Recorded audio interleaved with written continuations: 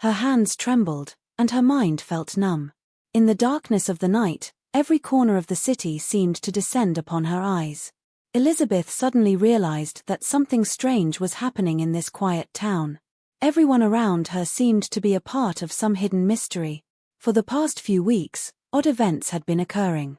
At first, they were small, anonymous phone calls, the unsettling gaze of strangers. But now, it was escalating. Even the townspeople were on edge. Elizabeth felt that she wasn't merely observing, perhaps it was a prelude to something far more sinister. She returned home, locking the door slowly. The house suddenly felt empty. Sometimes she wondered if she was losing herself in the darkness. But this darkness wasn't hers alone. Every alley, every flat in the town seemed to be under scrutiny. Elizabeth knew this was no ordinary occurrence. That night, she was completely alone. Only her computer and phone kept her company. Suddenly, her phone rang from an unknown number. Elizabeth sensed immediately that this was no idle call. Elizabeth. The voice was so unfamiliar that she shivered. Who is this? Her voice quivered, but she forced herself to speak. Always stay vigilant. Not everything you know is true. And no one around you is safe. Then the call ended. Elizabeth held the phone in her hands, but there was no message. A rush of fear and unease washed over her. She had the sense that something momentous was about to unfold. Over the next few days, Elizabeth began her investigation. She combed through local news, police reports, and social media posts. Page after page, she discovered that people were disappearing. At first, they seemed unconnected, but gradually, a pattern emerged. Some were strangers to her, but a few faces were familiar. She approached the police, hoping for clarity, but they shared little. Elizabeth, this isn't ordinary. There are secrets we cannot reveal, said a police officer. Elizabeth understood this wasn't just a warning, it was a sign of a deeper, concealed truth. One night, Elizabeth decided to visit the old town library. She had heard rumors that some ancient records could shed light on the missing persons cases. Entering the library, she felt an inexplicable chill. The air seemed to whisper secrets. Among the dusty tomes, she found a record book dating back to the 1970s. It contained lists of missing individuals. But the most disturbing revelation was that almost all the disappearances followed the same pattern, vanishing mysteriously at night, no trace left behind, cryptic letters or messages arriving days later. Elizabeth realized that these disappearances were not recent anomalies, they had been happening for decades. Suddenly, a strange noise echoed from a corner of the library. She turned, but there was no one. Then, the creak of a door opening made her heart race. She hid quickly. A shadowy figure entered. Elizabeth's heart pounded. Elizabeth, you know the truth, but you are not meant to know it, the shadow said. Elizabeth stayed silent, her voice caught in her throat. The shadow left. Elizabeth understood she was not alone in uncovering these mysteries. Many others were involved. The next day, she returned home and scoured the internet for more clues. She discovered that the families of missing persons acted strangely, some were lying, some had hidden truths. Elizabeth began mapping all the information. Plotting every disappearance on a map, she noticed a chilling pattern, each incident clustered in a specific area. Through this mapping, she identified something no one else had seen before. Each missing person had attended a certain event prior to their disappearance. It wasn't a casual social gathering, only a select few were aware of it. Determined to uncover the truth, Elizabeth decided to investigate this secret gathering. She knew it was dangerous, but the risk didn't deter her. For nights, she monitored various parts of the city. Finally, she discovered a clandestine club, accessible only by invitation. One night, she witnessed a familiar face, the same face from the missing persons list, enter the club. Elizabeth took a deep breath and followed. Inside, she realized this was no ordinary gathering. Attendees wore strange costumes and masks. They were not engaging in ordinary conversation or games, rather, they were discussing strange symbols and rituals. Elizabeth noticed that none of these people were ordinary townsfolk. Suddenly, right before her eyes, someone vanished, just as in the previous missing persons cases. Elizabeth realized with horror that this wasn't coincidence, It was an ancient, mysterious, and dangerous activity. She attempted to capture photos on her phone, but it was discovered. The masked attendees noticed her. Elizabeth understood that her life was now in jeopardy. She slipped out quietly. Yet it felt as though she was no longer safe anywhere. Every step forward required extreme caution. That night, back at her apartment, Elizabeth gazed out the window. The city lights seemed darker, heavier. She knew from this point on, she could trust no one. Elizabeth resolved to safeguard all her findings, to rely solely on herself. The secret gatherings and the mystery of the missing people had become her singular purpose. From an ordinary citizen, she transformed into a relentless investigator, driven by a need to uncover the truth, no matter the cost. Elizabeth couldn't sleep that night. Every sound outside her window made her jump, and every shadow in her apartment seemed alive. She knew she had uncovered something monumental, but the weight of it was suffocating. The mystery she had chased for weeks had now become personal, her own life intertwined with the dark undercurrents of the city. The next morning, she decided to follow the threads she had discovered at the secret gathering. She printed out maps, photographs, and all the notes she had taken. On her wall, pins and strings connected every disappearance, every masked figure, every symbol she could find. The more she studied it, the clearer it became. There was an underlying order to the chaos, a hidden design orchestrated by someone powerful. She received another call from an unknown number. This time, it was different. The voice was calm, almost sympathetic. "You shouldn't be digging into this, Elizabeth. Some truths are dangerous, and curiosity can be fatal." Elizabeth gritted her teeth. She had expected threats, but this call made her realize how deep the danger went. Whoever controlled this secret society had eyes everywhere. That day, she began reaching out to people who might have inside knowledge, though cautiously. A retired journalist named Marcus had once investigated similar disappearances in the city decades ago. Elizabeth tracked him down, finding him living quietly in a small apartment filled with stacks of old newspapers and photographs. Marcus was hesitant at first. He had walked away from the investigation years ago, scarred by the dark truths he had uncovered. "Elizabeth," he said, his voice shaking, "these people are not ordinary. They are organized, and they have been operating in the shadows for generations. I barely escaped with my life the last time I got close." Elizabeth leaned forward, her resolve stronger than ever. "I have to know, Marcus. I can't ignore this. People are still disappearing. And the city, the world even, can't stay in the dark forever." Marcus sighed, finally nodding. "All right. But you have to promise me, caution. And never trust anyone outside this room." Together, they started piecing together the history of the secret gatherings. Marcus had old files, newspaper clippings, and handwritten notes detailing disappearances stretching back 50 years.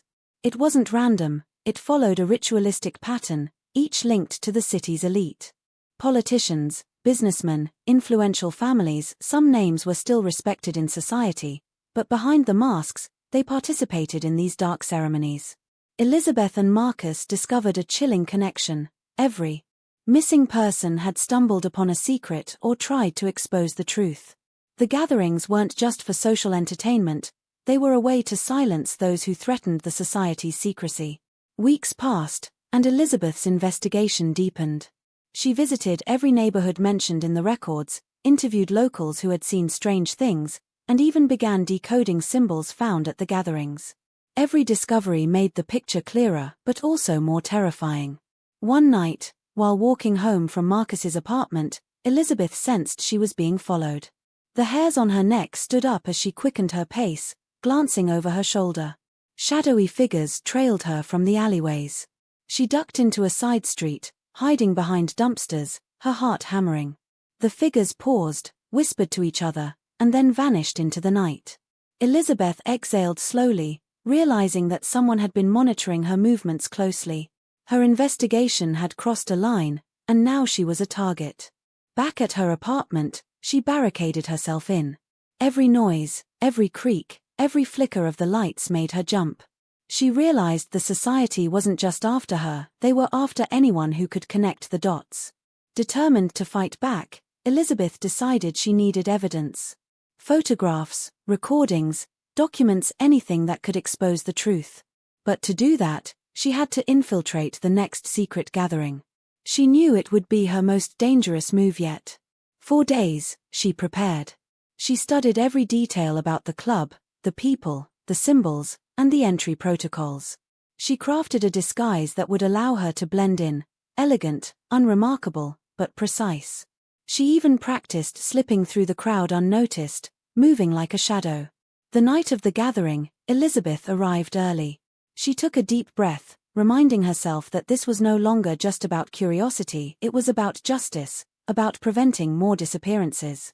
She entered the club, heart pounding, eyes scanning for the familiar masked figures. Inside, the atmosphere was surreal. Candles flickered, casting eerie shadows on the walls. The attendees moved with purpose, whispering in cryptic codes. Elizabeth spotted a central figure, someone who seemed to command the room without words. He wore a distinctive mask, ornate and menacing. Everything she had learned pointed to him as the leader. Suddenly, a whisper near her ear froze her in place. "You don't belong here." Elizabeth turned slightly, masking her panic, and smiled faintly. "I'm just another guest," she said, her voice steady. She slipped her hand into her coat pocket, feeling the small camera she had hidden there. Every second counted. The ritual began. Symbols were drawn, objects exchanged, and silent acknowledgements passed among the participants.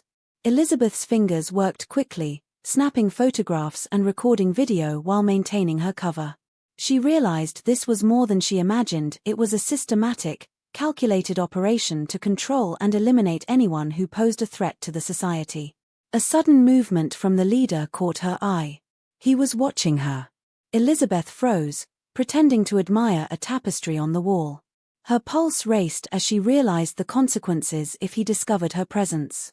Every instinct screamed at her to flee, but she held her position, capturing as much evidence as possible. The gathering ended abruptly, with participants dispersing silently. Elizabeth slipped out into the night, heart racing but victorious. She had evidence enough to expose the operation. Back at her apartment, she laid out everything she had gathered. The photographs, recordings, and documents formed a clear picture. The society's network was vast, reaching deep into the city's power structures. Elizabeth realized that exposing them would be dangerous, but necessary. She reached out to a trusted journalist, someone outside the circle who could safely disseminate the information. They planned a way to reveal the truth without endangering themselves. Every precaution was taken: anonymous tips, encrypted communications, and staged leaks. Weeks later, the first reports began to surface. Names, events, and evidence of the secret society were leaked to the public. The city erupted in shock and disbelief. Investigations were launched, and arrests began.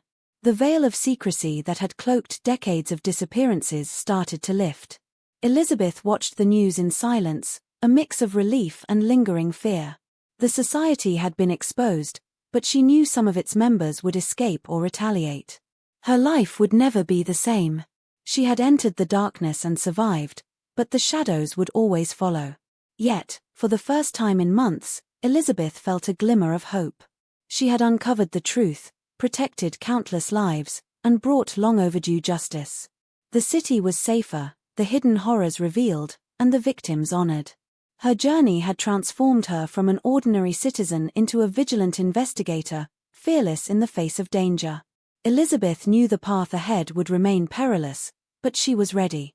For every secret uncovered, every mystery solved, a new chapter of vigilance began. The city was quiet that night, but Elizabeth stayed alert, knowing that darkness never truly disappears. It only waits. The city seemed quieter now, but Elizabeth knew better.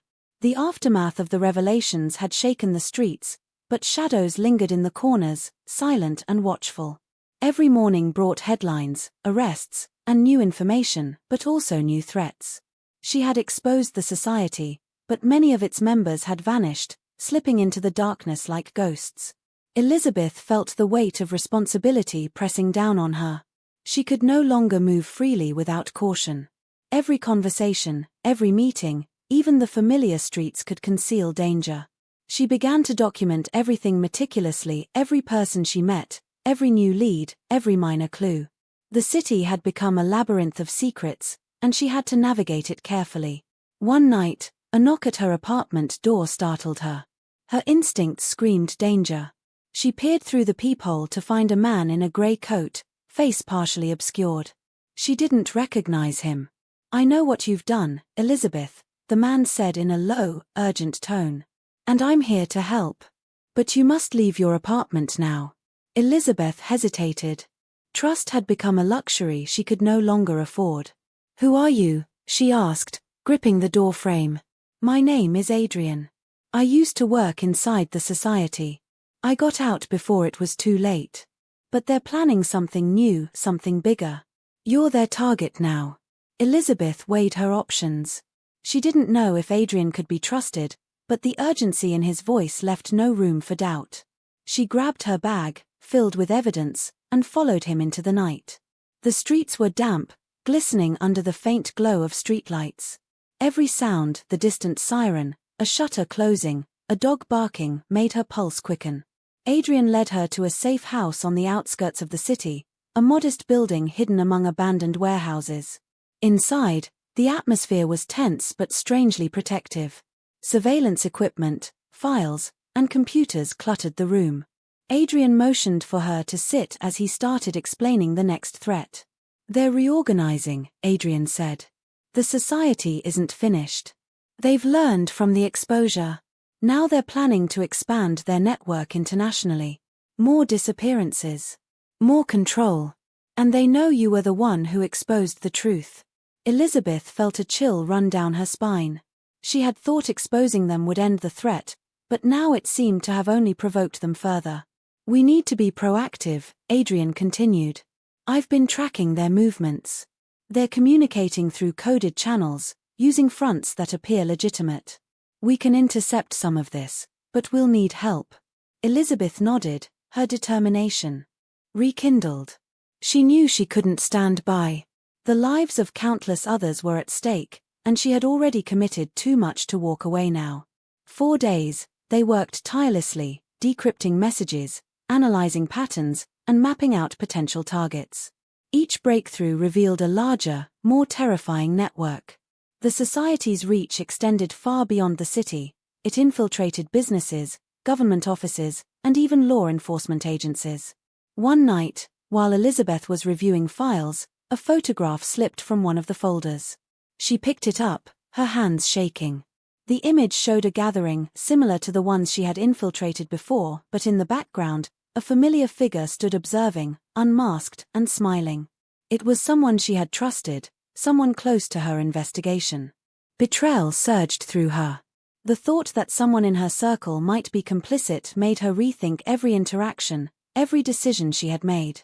She realized the enemy was not only in the shadows, they were among the people she had come to rely on. The next day, Elizabeth and Adrian decided to investigate this revelation. They followed leads that took them across the city, from abandoned factories to upscale corporate offices. Every step was filled with tension, every unexpected encounter could be a trap. During one particularly tense night, they observed a meeting in a secluded mansion. Masked figures moved with precision, exchanging documents, and engaging in cryptic rituals. Elizabeth's heart raced. This was bigger than anything she had seen before. The stakes were higher, and the risk of exposure more dangerous. Adrian whispered, "We can't intervene directly. Not yet. We need evidence, proof strong enough to dismantle them completely. One misstep and we could disappear, just like the others." Elizabeth nodded silently, her mind racing. She understood the gravity. This was not just a fight for justice, it was a survival mission. They began planning a way to infiltrate deeper into the organization. They studied patterns, noting schedules, participant behaviors, and security measures. Elizabeth realized that to succeed, she would need to blend in even better than before. Her disguise, her demeanor, her timing all had to be flawless. Days turned into nights of surveillance, mapping, and strategy. Elizabeth's focus became obsessive. The evidence, the network, the rituals, everything demanded her full attention. Yet amidst the fear, she also discovered her own resilience. The city's shadows no longer intimidated her, they challenged her. Finally, the opportunity came. A new gathering was scheduled, even more secretive than the previous ones. This time, it was an international summit, a convergence of powerful figures from multiple cities. Adrian and Elizabeth prepared meticulously, knowing this could be their only chance to gather the proof needed to end the society's operations once and for all. Elizabeth donned a disguise that was almost unrecognizable. Every detail was perfect: the clothes, the posture, the subtle gestures. Adrian provided a cover story, a fabricated identity that could withstand scrutiny. Entering the venue, Elizabeth felt the familiar rush of adrenaline. She moved cautiously, every glance measured, every step silent. The room was grand, filled with influential individuals whose faces were hidden behind elaborate masks. The air was thick with anticipation and secrecy.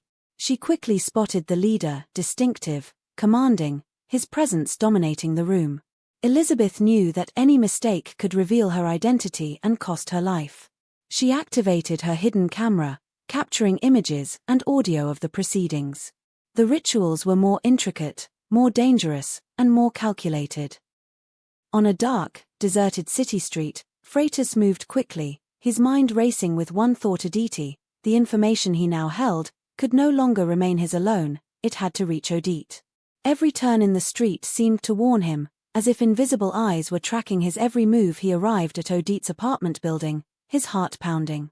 Reaching this point meant stepping into one of the most dangerous chapters of his life. Odite's presence was more than a symbol of security, it was a shadow of power. As he entered, he caught a faint smile on her lips, but her eyes radiated a sharp, cautious glare. "I have brought everything, Dona Odite," Freitas said, urgency in his voice. "There is no time to waste." Odite tilted her head slightly.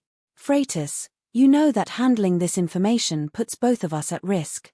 What exactly do you have?" Freitas's hands trembled, but his words were steady. "All of Dr. Marco Aurelio's misdeeds, documents, and proof of financial transactions. He has built a network of corruption that has been operating for over 15 years. And most importantly, we now know his real plan." Odite's eyes widened. "Is this just financial wrongdoing, or a larger conspiracy?" Freitas handed her a folder. Each page contained fingerprints, transaction records, and confidential documents. "It is not just about money, Dona. He has exploited our social structures as well. Once this information is released, it will not just expose him, many well-known figures connected to him will be implicated." Odite slowly opened the folder. Each sheet seemed to caution her. "Freitas, do you understand the danger we face if this is revealed?" "I do, Dona. But this is our chance. Without these documents, we could never fully expose him. And I want my mother safe, that is why I am here." A flicker of admiration appeared in Odite's eyes. "You are brave, Freitas. But bravery alone is not enough. Strategy is necessary. One wrong move, and his ruthless power could take everything from us." Freitas drew a deep breath. "I am ready. Just give me the instructions. I will do everything." Odite's voice was calm, measured. "Our first task is to identify who stands with him and who is involved in his schemes. We need to dismantle his network step by step. Every move must be calculated." Freitas nodded. "I have already gathered some information: audio recordings, copies of bank transactions, and the names of several close associates. All of it can be used." Odite opened her laptop and began scanning documents. Each scan revealed a shadowy image, an unknown bank account, or an unauthorized transaction. Freitas knew deep down that this was not just a risky mission, it was a life-altering decision. Every piece of evidence he reviewed revealed Marco Aurelio's strategies, but also the small mistakes he had made over the years. Odite analyzed the files with meticulous care. Her experienced intuition detected that even the smallest hint could be crucial. She noticed that Marco Aurelio had left behind some critical documents that Freitas had successfully obtained. "Freitas," Odite said quietly, "it is time to move forward.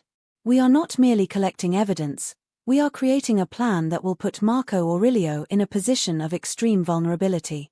We will ensnare him in a web of his own." Making a spark of determination lit Freitas's eyes. "I am ready. Do we start now?" Odite nodded. The first step is to identify his key associates. Once we have them marked, we will neutralize their influence, then strategically release the evidence. Everything must be precise. One misstep could be fatal. Freitas followed her instructions carefully. Each name, transaction, and secret meeting was meticulously recorded on his laptop. They both knew that once the information went public, several influential figures would also be exposed. Meanwhile, Marco Aurélio sat in his luxurious office, completely unaware that his long-hidden crimes were slowly coming to light. His phone rang, a number he did not recognize. "Hello," Marco Aurélio answered. Cautious. Freitas's voice was cold and steady on the other end. "Your time is up." Marco's eyes widened. "Who is this?" Freitas replied, his voice unwavering. "I am. And with Odette's help, we are about to expose every piece of evidence. What you have done will no longer remain hidden." A shadow of panic crossed Marco Aurélio's face. He realized that once this information was public, his power would collapse. Freitas, eyes fixed on the files, continued. "We know your daily routines, every move you have made, and even the identities of your collaborators. Everything is laid bare." Marco Aurélio's voice trembled as fear crept in. He understood that his carefully constructed plans were crumbling. Odette, her gaze fixed on the laptop, said in a measured tone. "Freitas, it is time for our second phase. We are not just reviewing evidence, we are methodically putting Marco Aurélio under pressure. First, we identify his inner circle, then dismantle it. Our strategy must be flawless." Freitas nodded again. "Understood. We will start with his closest associate." Odette spoke quietly. "This step is the most critical. Success here gives us control over everything. Marco Aurélio will have no way out." They began meticulously verifying each piece of evidence, uncovering the truth behind every transaction, meeting, and correspondence. Each day brought new, shocking revelations that made the story increasingly thrilling and share-worthy. Thus, a new chapter began in the saga. Freitas's courage, Odette's intelligence, and Marco Aurélio's growing panic intertwined in a tense game of strategy and exposure. The tension in the air was palpable. Every decision carried immense risk, and yet, both Odette and Freitas knew that this was the only way to bring justice. The pieces of the puzzle were slowly falling into place, and the countdown to Marco Aurélio's downfall had begun. The city woke under a dull, grey sky, but inside Odette's apartment, a storm of strategy and anticipation brewed. Freitas and Odette sat across from each other at the long oak table, papers and laptops spread around like a war map. Every document represented a step closer to exposing Marco Aurélio's empire, but also a trap if mishandled. "We need to start by understanding the hierarchy," Odette said, her fingers tapping lightly against the table. "Who reports to him directly, who handles his finances, who manages his personal errands, every link matters." Freitas nodded, opening a folder he had labeled Inner Circle. Inside were dozens of names, connections, and relationships he had painstakingly tracked over months. "I have traced the top 3 associates. Each one has influence over a specific part of his operations. If we destabilize them, the entire network will weaken." Odette leaned in, her eyes narrowing at the first sheet. "This one. Carlos Menezes. He has been his right hand for over 10 years. Handles most of the offshore accounts. Dangerous, but predictable if we plan carefully." Freitas pointed to another. "And here, Sofia Ribeiro. She oversees the logistics, meeting arrangements, document transfers, even some of his public relations. She does not act without his orders, but she is meticulous." Odette's gaze fell on the third name. "Leonardo Duarte. His security chief. Physical intimidation, surveillance, and sometimes, more, unsavory tasks. If we can neutralize him without alerting Aurélio, we will have a clear path to disrupt the operations." Freitas exhaled, a mixture of relief and tension crossing his face. "I have already begun monitoring their routines. Carlos frequents the same cafe every morning, Sofia always arrives at her office at precisely 8:45, and Leonardo, well, he is more unpredictable, but he trusts his instincts over technology, which works in our favor." Odette smiled faintly. "Perfect. We will use their predictability against them. Step 1, isolate Carlos. We need him to slip up. He is arrogant, he underestimates those he believes are beneath him." Freitas typed rapidly, pulling up a digital map of the city, highlighting Carlos's movements. He always leaves a trail, and his meetings are recorded either physically or digitally. If we intercept the right piece of evidence, he will lead us directly to Aurelio Odite's eyes gleamed. We are not just collecting evidence anymore. We are setting the stage for him to hang himself. Meanwhile, across the city, Carlos Menezes arrived at his usual cafe. He greeted the barista with a practiced charm, unaware that every move was being observed. Cameras discreetly positioned by Freitas recorded his entrance, his interactions, every gesture. Back in Odite's apartment, she and Freitas analyzed each frame. "Notice the man with the blue jacket," Odite pointed at a figure lingering near the cafe entrance. "He seems out of place." Freitas zoomed in. "Could be a courier for Aurelio, or maybe he is monitoring Carlos. Either way, we cannot let him notice us." Odite nodded. "We will adapt. Let Carlos believe he is untouchable. But once he slips even slightly, we strike." Hours passed as Freitas and Odite meticulously documented Carlos's routine, tracking patterns, noting irregularities, and preparing contingencies. By late afternoon, they had compiled enough intelligence to begin their first maneuver. Odite finally spoke, her voice calm but firm. "Tonight, we will initiate a controlled leak. Not the entire dossier, just enough to unsettle Carlos, make him anxious. Anxiety makes mistakes." Freitas swallowed hard. "And Leonardo and Sofia, they observe. They react. Once Carlos cracks, the dominoes will follow. That is the advantage of patience." Night fell, blanketing the city in darkness. Freitas and Odite executed the plan with precision. A carefully crafted email, appearing anonymous but compelling enough, landed in Carlos's inbox. It referenced documents he knew should have remained secret, hinting that someone within his circle had begun to betray him. Carlos checked his phone, a flicker of doubt crossing his face. "Impossible, no one could know," he muttered, glancing around the cafe as if expecting someone to materialize out of thin air. Back at Odite's apartment, Freitas observed through the camera feed. "He is reacting exactly as predicted. Anxiety is already setting in." Odite leaned closer. "Good. Let him sweat. The more he worries, the easier it becomes to trace the chain back to Aurelio." Meanwhile, Sofia Ribeiro, busy with her own tasks, noticed Carlos's unusual behavior. Her curiosity piqued. She asked cautiously, "Carlos, what is wrong?" Carlos shook his head, forcing a smile. "I am fine, just distracted by some urgent matters." Odite whispered to Freitas. "Perfect. She is paying attention, she is reacting. That is exactly what we want. We are tightening the net." Freitas typed quickly, documenting every microreaction. Even small hesitations or unusual glances became pieces of the puzzle, revealing cracks in the network. As the hours wore on, Leonardo Duarte's role became increasingly significant. The security chief, ever vigilant, began noticing discrepancies: a courier arriving late, phone signals out of sync, unexpected messages. While Carlos and Sofia reacted, Leonardo began shifting positions, scanning for anomalies. Odite remained composed. "Let him think he is in control. His paranoia will become our weapon. Every action he takes to correct the situation will reveal new evidence for us." Freitas nodded. "The traps are set, but we must remain invisible. One slip from our side and everything collapses." Suddenly, a new alert flashed on Freitas's screen. A hidden camera in a side street had captured a suspicious meeting. Two men, unknown to them until now, were delivering what appeared to be sensitive documents to a nondescript building. Freitas froze, realizing the implications. Odite examined the feed. "This is it. This courier may connect directly to Aurelio's financial channels. If we follow him, we could expose transactions that prove years of misappropriation." Freitas and Odite prepared a surveillance team, carefully ensuring no trace of their presence would be detected. They followed the courier from a distance, noting each building, each drop-off point, and each interaction with other personnel. Every piece of the puzzle was falling into place, revealing a network more intricate than they had imagined. Hours later, after careful observation, they identified a pattern.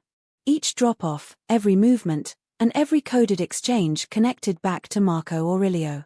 Their strategy was working. The inner circle was beginning to fracture under the subtle pressure, and their adversary remained oblivious. Odite turned to Freitas, her voice firm.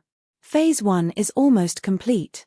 Carlos is anxious, Sofia is engaged, Leonardo is overextended. The cracks are forming. Freitas exhaled, a mix of relief and anticipation. And Aurelio? When will he realize the net is closing? Odette smiled faintly. Soon enough. But it must be calculated. We cannot rush him.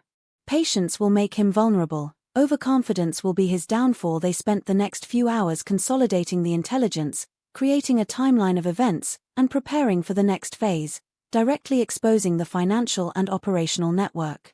Every detail, from courier schedules to subtle behavioral shifts, was meticulously catalogued. The city slept, unaware that in a modest apartment, a plan was unfolding that would shake its foundations. Freitas and Odette had become silent predators, their prey unaware.